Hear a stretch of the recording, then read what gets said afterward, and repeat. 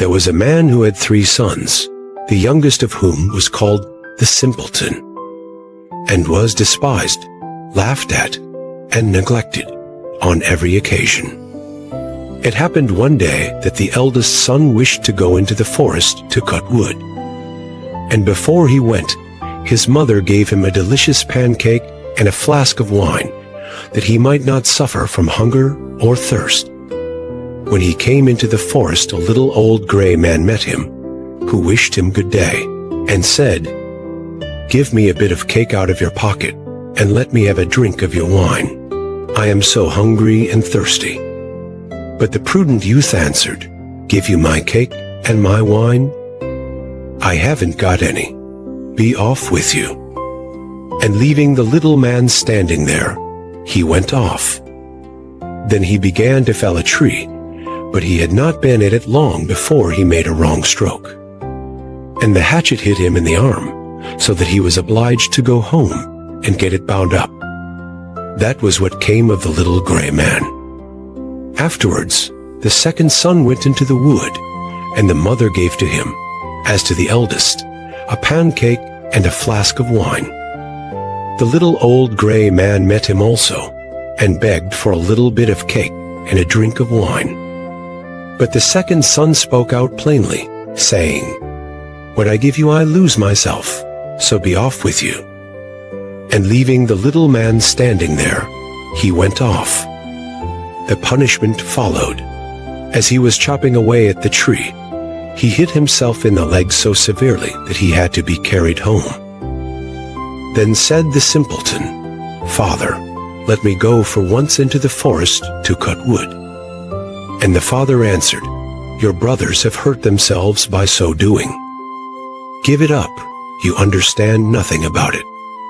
But the simpleton went on begging so long that the father said at last, "Well, be off with you. You will only learn by experience." The mother gave him a cake. It was only made with water and baked in the ashes, and with it a flask of sour beer.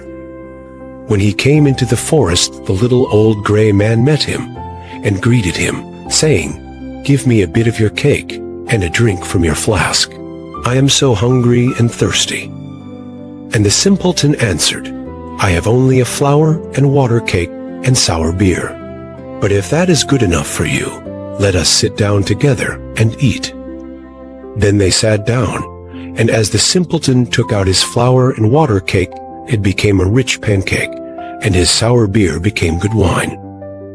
Then they ate and drank, and afterwards the little man said, "As you have such a kind heart, and share what you have so willingly, I will bestow good luck upon you. Yonder stands an old tree. Cut it down, and at its roots you will find something."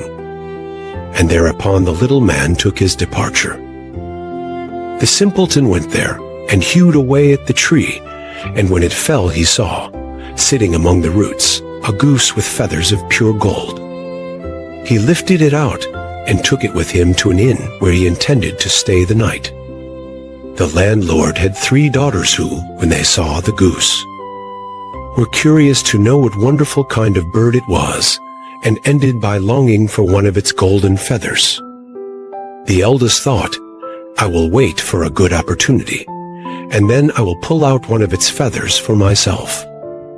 And so, when the simpleton was gone out, she seized the goose by its wing, but there her finger and hand had to stay, held fast. Soon after came the second sister with the same idea of plucking out one of the golden feathers for herself. But scarcely had she touched her sister, than she also was obliged to stay, held fast. Lastly came the third with the same intentions. But the others screamed out, "Stay away! For heaven's sake, stay away!" But she did not see why she should stay away, and thought, "If they do so, why should not I?" And went towards them. But when she reached her sisters there, she stopped, hanging on with them. And so they had to stay all night. The next morning, the simpleton took the goose under his arm and went away, unmindful of the 3 girls that hung on to it. The three had always to run after him, left and right, wherever his legs carried him. In the midst of the fields they met the parson, who, when he saw the procession, said, "Shame on you, girls, running after a young fellow through the fields like this."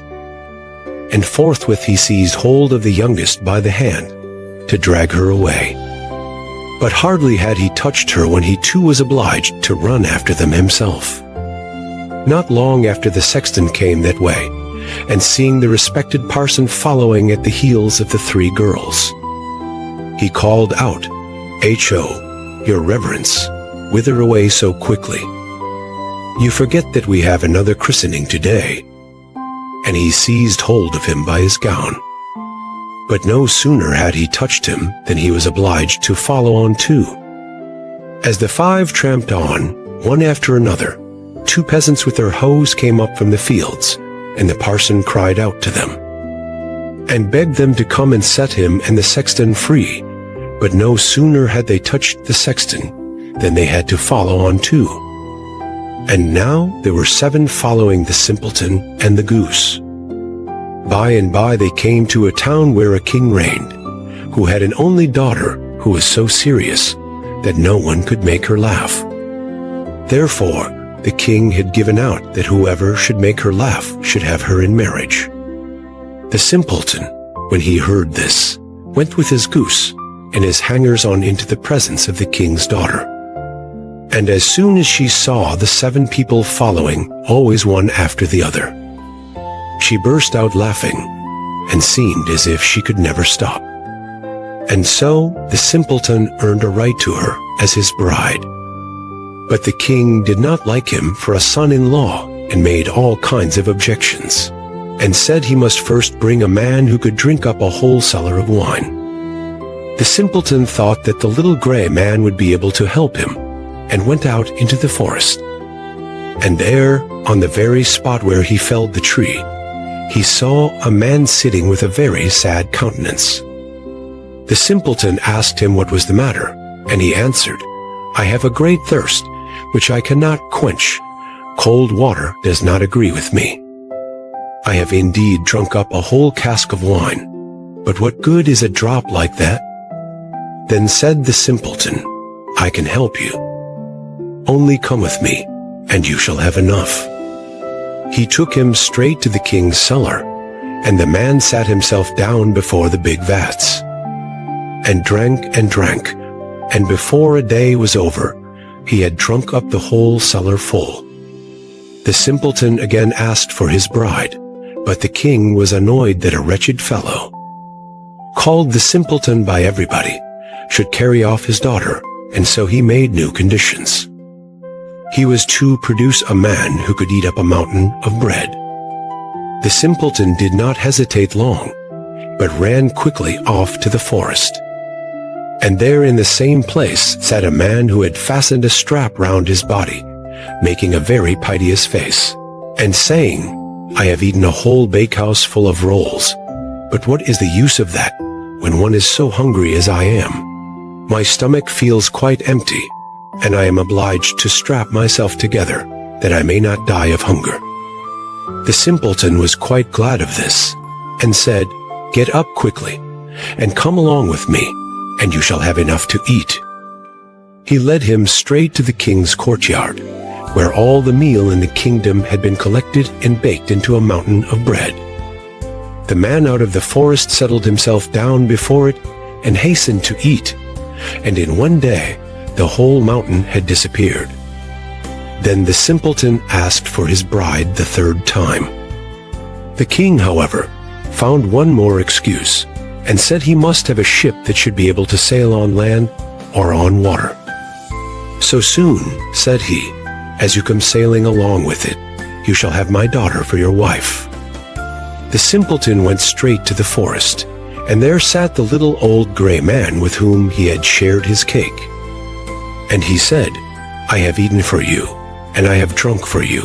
I will also give you the ship, and all because you were kind to me at the first." Then he gave him the ship that could sail on land and on water.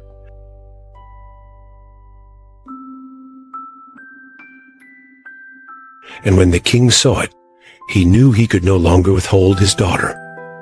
The marriage took place immediately, and at the death of the king, the simpleton possessed the kingdom and lived long and happily with his wife.